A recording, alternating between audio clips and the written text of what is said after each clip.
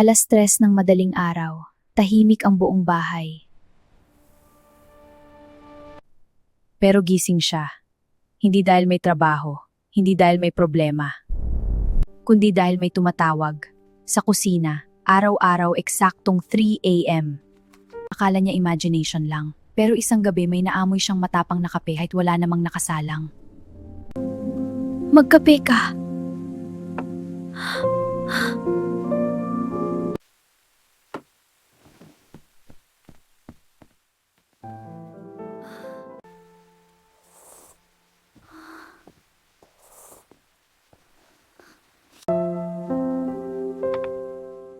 Ikaw ba yung dating nakatira dito? May babae kasing namatay dito dati. Sabi nila inatake sa puso, mahilig magkape, lagi raw gising ng 3 a.m. Hindi lahat ng nagpapagising sa'yo ay totoo.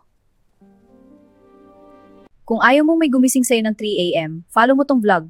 Dahil hindi lahat ng kwento katang isip lang.